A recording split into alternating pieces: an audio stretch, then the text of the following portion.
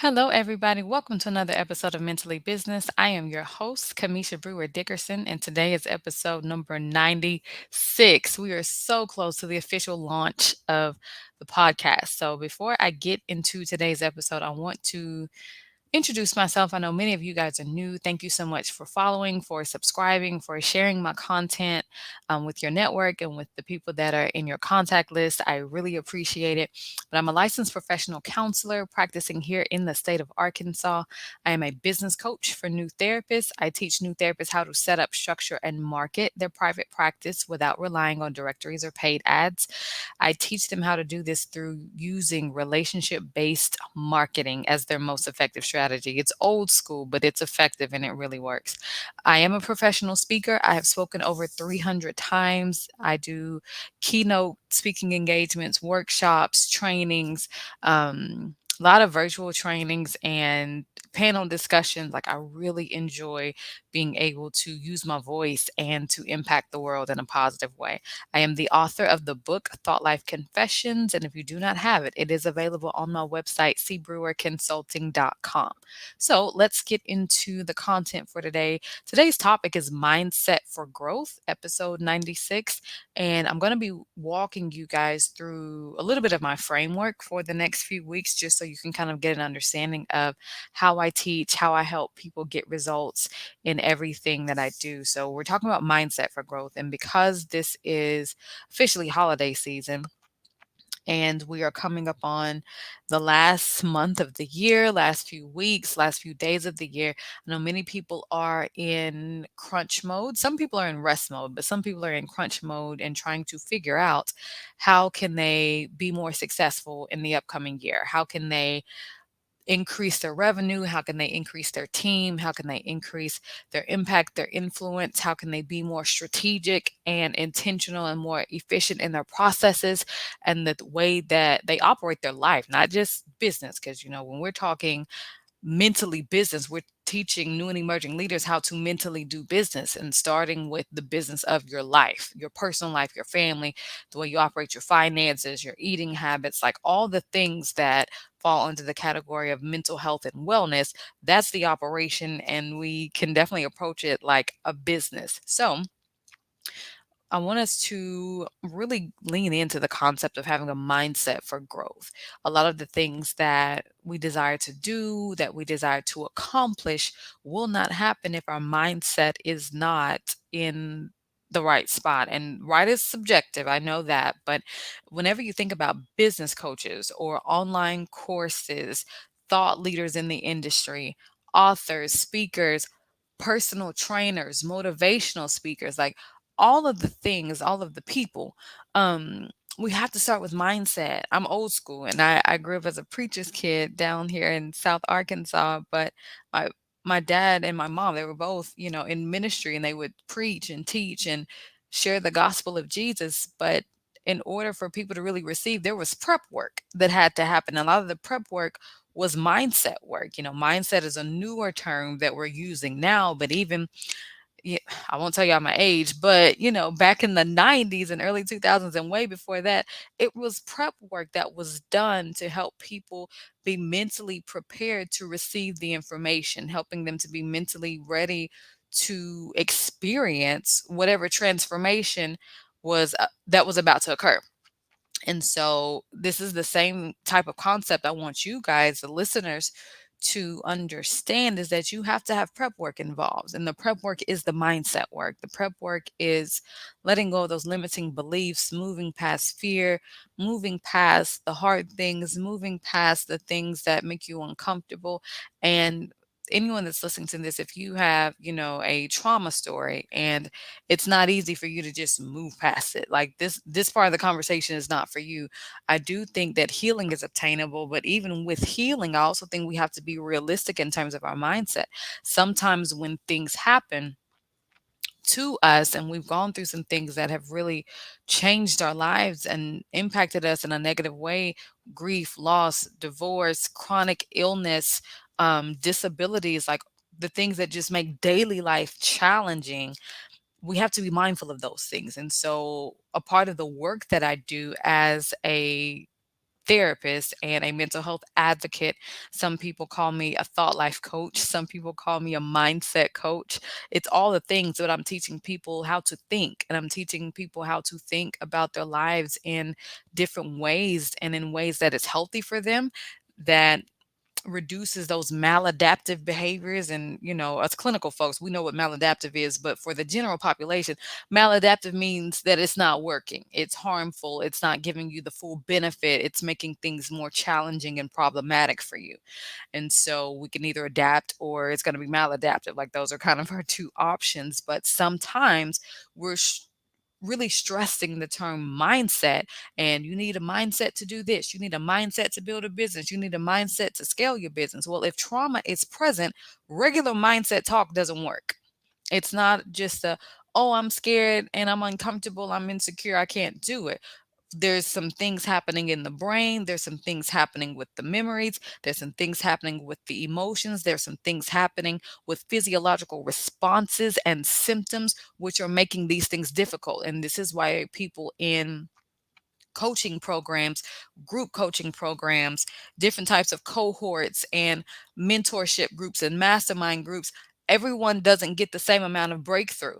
They may come to a live event and they may cry. They may come to the workshop and really enjoy it, really be inspired by it. But when the event hype is over, they come back to reality of there is something happening with them that is deeper than mindset. It's deeper than just, I want to go to the next level, so I'm going. Well, if you have mental health issues, if you have trauma, if you have complex trauma, complicated grief, any of these other more challenging mental health issues, you can't just go to the next level because you want to. And so I think this is where, my skill set and my expertise comes in, is just helping to facilitate these conversations of what growth can actually look like for certain people. Even in my own personal life, there are some things that I am struggling with. There are some things I am struggling to push past. I have, I've done the research. I know the treatment options. I've done the treatment options. I've done all the things, the check boxes of, what you're supposed to do to move past something. And it is still difficult and almost impossible some days. And so this is where self-acceptance has to enter the conversation. Grace and compassion has to enter the conversation, because everything isn't just, oh, just get up and do it, pull yourself up by your bootstraps and get it done. It does not work like that for everybody. Even the most ambitious, the most successful people in the world struggle with something. So, as we are thinking about this concept of you have to have a mindset of growth, growth is going to look different based on your story. Growth is going to look different based on the type of pain you've experienced, the way you see the world, the support system that you have. If you've experienced trauma and you've got people in your life who don't understand trauma and they think that, you're just weak because you can't push past it, your growth journey is going to look a little different. So you may have to have additional support to do some things, and there still may be some other things that you never get a chance to do. Now, I'm also a believer, so I'm not saying that, God can't make things happen. I think he can, but I do think with that, sometimes we still struggle, even though God is able to do all these incredible things. It doesn't quite remove the absence of struggle. And it's a constant daily walk and a daily journey of exploring and evaluating, okay, what can I do? How does it look? How can I make this work for me so that I don't feel like I've missed out on life, or so that I don't feel like everybody else experiences freedom except for me and something's wrong with me because this and this happened to me, I can't have a fulfilling life. And I think those are negative core beliefs and flat out lies that need to be challenged, where we need people in positions, especially our leaders of the world, to speak truth to people who are struggling with those things, because these are the people that are in our companies, they're in our businesses, they're in our churches, they're in our nonprofits, they're in our schools, our banks. These are our police officers, our firefighters. They are dealing with mental health issues and still trying to show up and serve, still trying to show up and do their jobs. And so we are oftentimes expecting them to be able to do more than they can actually do, not because they're incapable, but because of their story and because of what has happened to them. So I want to give you guys just a couple of focus questions to help you navigate this new season with your mindset for growth and what that can look like and how it can be obtainable for you, but so that it makes sense. so that there's very little room or margin for complacency or competition or comparison or imposter syndrome. Okay. Number one question that I want you to ask yourself is, what do I want to accomplish in the next year? You don't, you've got options as far as how you can map out your goals, but within the next year, what do you want to accomplish? From that big goal, break it down into 6 months. In the first 6 months, how do I get to my big goal? In my second 6 months, how do I get to the big goal? Break those 6 month goals down into 90-day goals. So in 3 months, what can I do to help me reach my 6 month marker? And then break it down from there. You can go 60 days, 30 days, weekly, on a day to day basis. What do I need to be doing to get me to my large goal for the year based on what you want to accomplish? Okay. So once you figure that question out, the next question I want you to ask yourself is, what do I need to do it? Do I need, and this is also your third question too. Like, do I need to hire? Do I need a team? Do I need to upgrade my software system? For you new entrepreneurs, I know we have free versions of everything now. It's free for a reason. If you want a more high quality look that's more professional, well branded, it tells the story of who you are, what you represent, and the problem that you solve, then you're going to need some more fancy software. Fancier software requires more money. So get the number. Like, what is the number that you need to get all the tech you need, all the tools that you need, the team that you need? Like, what does it require to get there? And I even do this with my business coaching clients, my new therapists. We have things we have to pay for. We've got licenses, fees, malpractice insurance, our electronic health record system. We've got just a whole lot of different things that we have to pay for. A lot of new therapists are like, well, I don't have the money. Okay, you don't have the money yet. Let's add that word. But also, you don't know how much money you need because you haven't done the math. So we need to do some calculations, get our numbers together, and then from there, we can start making more decisions and a more strategic plan of how we're going to get to our growth point. And all that, again, starts with mindset. And the last question is, does this approach make sense? Whatever you want to accomplish, whatever you identify that you need in order to accomplish it, whoever you need to hire, whatever team you need to build, you don't have to hire 5 people at one time. You can start with a college student, you can start with an intern and work your way up from there. But does it make sense? Every business model, every business strategy and approach is different. There are business coaches and consultants out here that will tell you, oh, you need to hire a VA. Well, if you're hiring a VA from overseas, you're going to be looking at some challenges with the time zones, language barriers.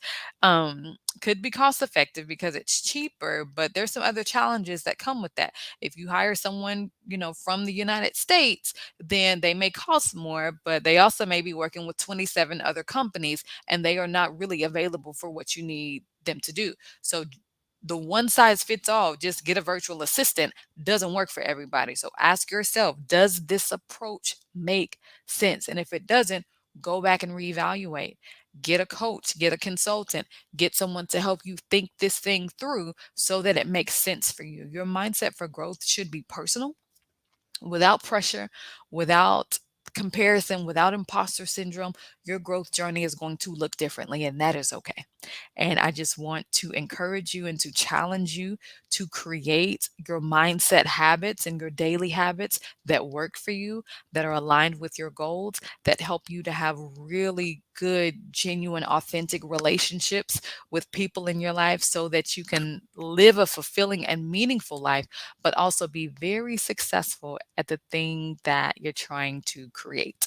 So I hope you guys have found value in today's episode. Make sure you share it out with someone who is ready to develop and cultivate their mindset for growth for the upcoming year. If you would like to hire me to speak or to do a training for your team or for your next event, make sure you visit C.BrewerConsulting.com, submit an inquiry form so that my team and I can meet with you, get more details about your event or your projects, and we can serve your audience. Thank you guys so much for listening. Have a good day, and I'll see you in the next episode.